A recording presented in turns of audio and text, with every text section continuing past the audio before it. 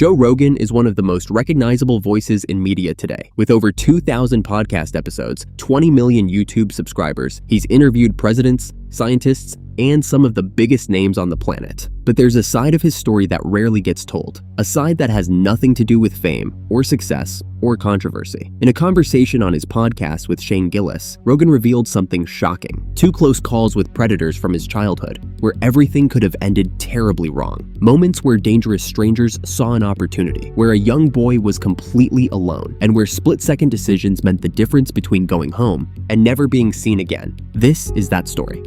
When he was 7, he walks to the library by himself because that's what kids did back then. But on this particular day, someone is watching him. I dodged 2 molestation attempts. Really? Yeah, 2. I dodged one of them when I probably was like 7 or 8 years old. But that was the scarier one because I was at the library.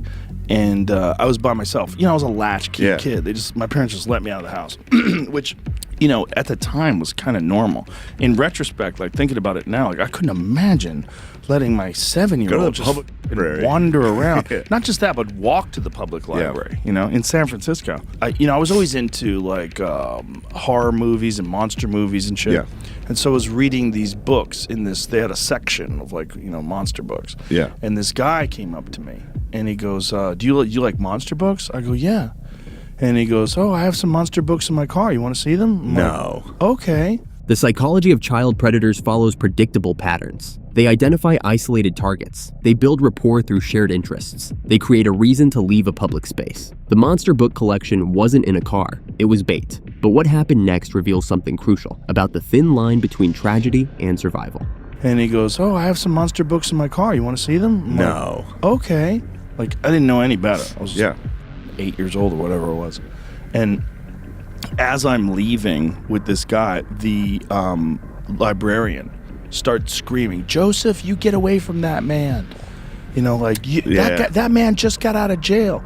And she yells at him to get out of there, and the guy runs away, and I just started crying, and I was like, whoa. Yeah. A librarian who knew, who recognized, who screamed. In that moment, her voice became a barrier between a child and unthinkable harm. But how did she know? Had this man tried before? How many other children had walked past him unnoticed? So I dodged that bullet. But the story doesn't end there, because 5 years later, in a different city, history would attempt to repeat itself. Jamaica Pond, Boston. A 13-year-old boy fishing with his friend Josh. It's 1980. The pond is a local hangout spot.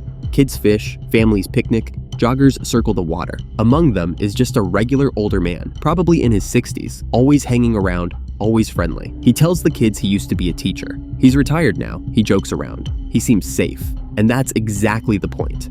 I had a guy slow play me at a lake. There was a guy that used to run around the lake and talk to us when we were fishing. We were probably like 13. Me and my friend Josh in particular, we would go to this one lake that was in our town, and we'd fish there all the time. And this dude would come by all the time and visit. He was always friendly. Started off real normal. What are you guys up to? Catching some fish? Like a southern accent. Seemed like an old gentleman. And then a couple times he came when it was just me.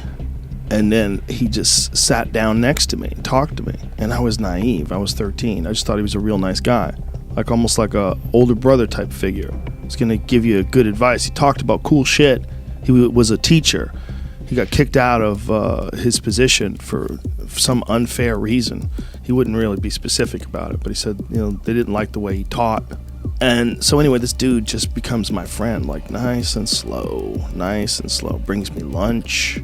This is what experts call grooming, the slow building of trust over time. Predators don't always strike immediately. Sometimes they invest weeks, months, creating a relationship that feels normal, safe, paternal. And then, one day, the mask came off. And then one day, I am fishing and he's drunk. And he tells me he loves me. And I think I said something like, yeah, I really like you too. He goes, there can't be love without sex.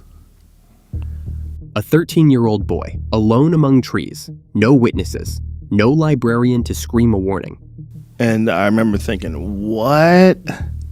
Whoa. Like, what happened? And then I remember thinking, what a dummy I am. I thought this guy just liked me.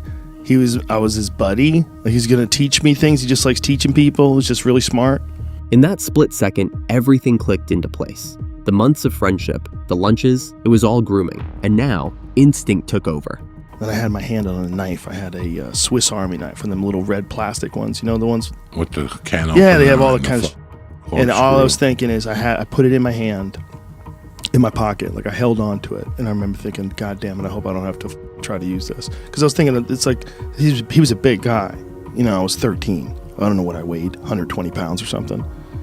I'm like, this guy might beat the shit out of me and me here in the woods. Like, he was bigger than me and he was always jogging. You know, he wasn't in bad shape. A child, calculating the physics of survival, weighing his chances, gripping a tiny knife, knowing it might not be enough. And I told him to get the away from me. And he told me to not be upset. And then I left. I got away. He didn't chase me. He didn't want to be violent. He wanted to trick me into him. He didn't want to me. He wanted to trick me into him. I got real lucky that was the case. Joe walked away, shaken, betrayed, but alive. And that should have been the end of the story. But the story takes an even creepier turn, because this wasn't the last time Joe would hear from this man. But then years later, I got a letter from him at my house. That was creepy, because it showed up in the mailbox like he had figured out where I moved to and sent me a letter. A letter in his mailbox at an address this predator should have never known. Remember, this was before social media, before people posted their lives online. Finding someone who didn't want to be found, that took effort, that took time, that took obsession. I was like, whoa. And it was like real, like friendly and professional, like a real professor, like a scholar. I don't even remember if he ever apologized. But it was real weird. It was like, ooh, I dodged that bullet. This is the reality of predators. They don't always give up. They remember, they track, they wait. That letter proves something chilling. For predators, it never really ends. How many guys that are like that but aren't nice? They just want to get you close and then you. That's much more likely, probably. That is some horrific shit, man. These stories expose a harsh reality of American childhood in the 1980s. Predators were everywhere, and kids, some were on their own. Joe had a librarian who screamed. He had a knife in his pocket at the most crucial time. He had the instinct and bravery to say no. But how many children had none of those things? How many walked out of that library? How many got in that car? How many never made it home? Research shows that most child predators are known to their victims. They're coaches, teachers, family friends, people who build trust over time. The stranger with candy is rare. The patient groomer is common. And in both of Joe Rogan's stories, we see both types, the opportunistic stranger at the library and the calculated groomer at the pond. Today, we live in a different world. Children don't walk alone to libraries at age 7. Parents use GPS tracking apps. Playgrounds have cameras. We've traded independence for security, and maybe that's necessary. But we should remember that predators still exist, still groom, still wait for the right moment. And the best defense isn't just supervision. It's teaching children to trust their instincts, to scream, to run, to fight if necessary. I have a question for you. Have you ever had a moment where your instincts screamed danger? A close call you never told anyone about? Share it in the comments below. You're not alone, and your story might help someone else recognize the signs. Like and subscribe to this video. It could reach someone who needs to see it.